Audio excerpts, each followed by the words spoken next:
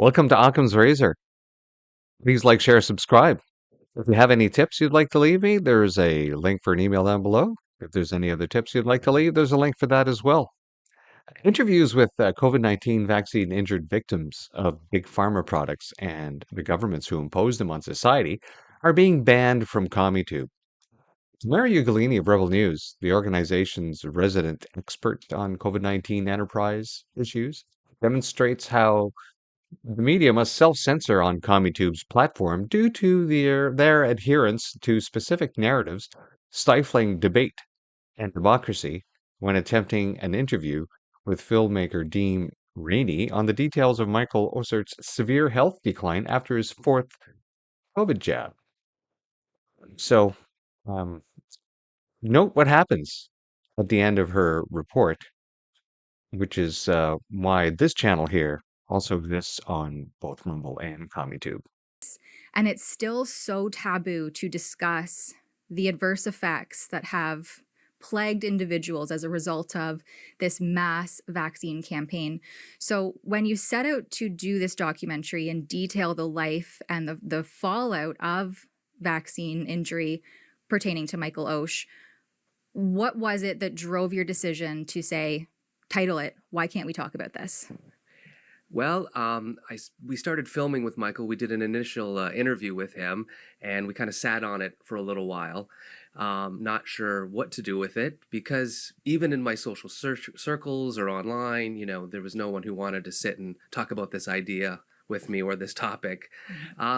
So it was just kind of slowly moving forward. And then we found another podcaster who was interviewing a vaccine injured person. And it was the same story as Michael, same situation, same experience. And so I thought I would share my raw interview of Michael with this podcaster. And when I put it up to YouTube, it was immediately taken down with a medical misinformation strike. And I had a strike on my channel. Unfortunately, due to the nature of genetic tampering, anything further said here on YouTube will classify as medical misinformation. So if you'd like to see the rest of this report in its entirety and uncensored, please scroll down to the description box below or click the link where it says full report. Or, of course, you can always just follow us over on Rumble or at rebelnews.com. The ongoing suppression of the free press in Canada is further demonstrated by the president of the Independent Press Gallery of Canada, Sheila Gunn's recent release of a written statement detailing Canada's continued drop in the World Press Freedom Index under the ongoing abuses of Canadians by the Liberal Party's authoritarian legislation and enforcement. I quote from her statement, "This has created a two-tier media system with subsidized outlets praised and promoted, and independent outlets denied access and smeared by state-funded competitors." Here's Sheila on the Daily Roundup at Rebel News detailing it. The Liberal government expanded censorship through Bill C-11, granting the CRTC power over online content, Bill C-18, which disrupted news access, forcing tech platforms to pay government-approved media, and new censorship pledges from Prime Minister Mark Carney to regulate so-called online pollution.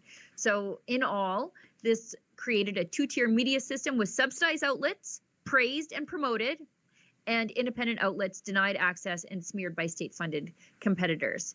And then I went on to note that this happened in real time to us as CBC broadcasters misrepresented independent journalists as illegitimate and disruptive, despite their legal right to report, and video evidence that independent reporters were the targets of harassment. So it's called Reporters Without Borders. They put this out every single year. They warn that economic fragility and government interference are the leading global threats to press freedom. In Canada, those things are government policy. Unbelievable. Good work, Sheila, as president, pointing this out. Next, Sheila breaks it down more on Juno News with Candice Malcolm, who also details how Liberal policy did more harm to independent local journalism just to fund the dying legacy media. Here's the clip. Sure. Yeah, the Reporters Without Borders, they put out an analysis of press freedom every single year. And it tracks government overreach, arrests of journalists, violence against journalists, and government censorship. And Canada now ranks 21st in the world with a score of 78.75. Now, the reason this is significant is that this is a huge drop from just 2024. In 2024, Canada was at 14th place. And overall, now this is what I think is really significant, is that, you know, how people used to talk about how mean Prime Minister Stephen Harper was to journalists, but journalists had a really good under Prime Minister Stephen Harper, because we've dropped 13 places since 2015 when the Liberals took power. And that is post the Liberals dumping a pile of money on the mainstream media, bailout after bailout. This is post the government overreach into journalism. So you have to remember Bill C-11 that handed basic control of the internet over to the CRTC, so that's the broadcasting bureaucracy. This is post C-18. C-18, as you know, forced tech companies to bankroll failing legacy media outlets, and that prompted Meta to block Canadian news outright, where a lot of people consumed their news, but also where a lot of independent journalists were seeing their reach grow. And then now we've got Carney threatening to clean up online pollution, he says, is flowing our way from the Americans, which of course is a euphemism for purging any sort of dissenting voices. So this is troubling, and this tracks with exactly the time the Liberals took power. Wow. I mean, it is scary. And just for that context, right? Like even us at True North, I built a company called True North, and we had a huge audience on Facebook. That was our number one audience in terms of social media. Without warning, they just completely shut it off. We had to migrate over to YouTube, and thankfully we've been able to build up a large audience on YouTube now. But it took a while. It took a few years of catching up. And, you know, again, thankfully we have an email list as well. But if you don't, I mean, it's so easy to get cut off from your viewers.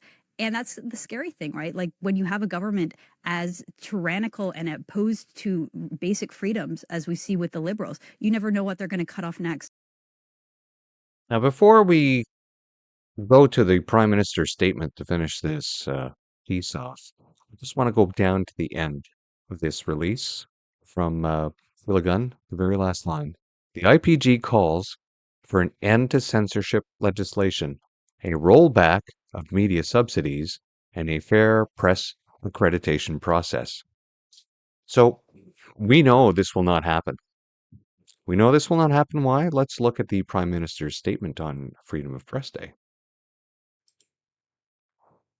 Today, the Prime Minister, Mark Carney, issued the following statement on World Press Freedom Day. This is on the 3rd of May, 2025. In this time of crisis, the only crisis are the crises that the Liberal Party keep creating, keep referring to.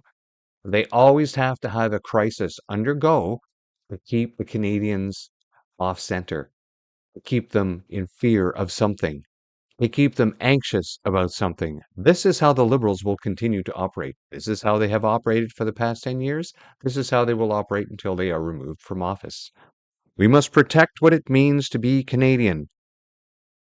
Now, if being Canadian was strong enough on its own, it wouldn't need protection. The only protection here that Liberals need to do is to protect their own ideological construct of what it means to be a Canadian. Because, as you will see, only their construct is important. A strong, independent, and free press both defines and defends our values. Really? Then why have you introduced nothing but legislation that makes it more difficult for independent press to exist? My new government will protect reliable Canadian public forums so we can tell our own stories in our own languages. See, the key word there is reliable, because the Liberals will determine what is reliable and what is not. And if they've determined you to be unreliable, then you are not worthy of telling your own story. You are not worthy of having a forum. That is the Liberal way. Central to this work is strengthening our public broadcaster, CBC Radio-Canada, which has stitched this nation together, reporting from Corner Brook to Trois-Rivières to Whitehorse to Comox, bringing Canadians together at critical moments. My new government will also protect and fund more local news, including those with Indigenous perspectives.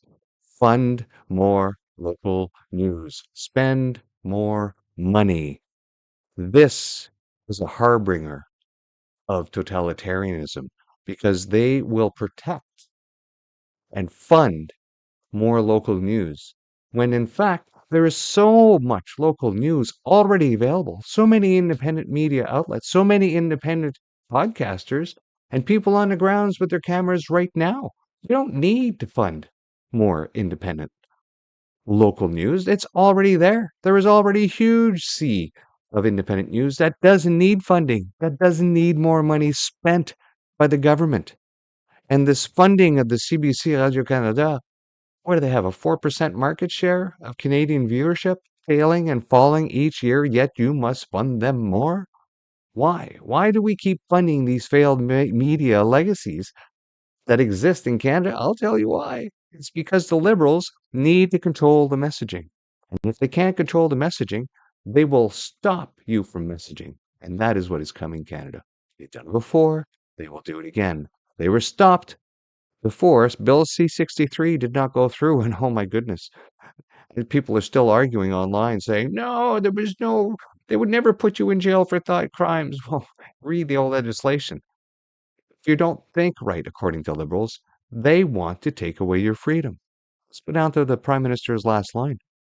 In a sea of foreign media and disinformation, we need Canadian voices more than ever. In a sea of foreign media and disinformation.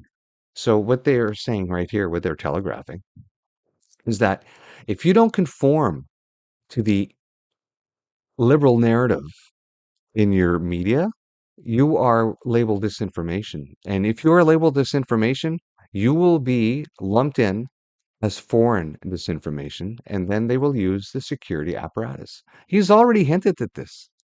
He was very specific in talking about, and I'm talking about Prime Minister Mark Carney here, when he said the rule of law.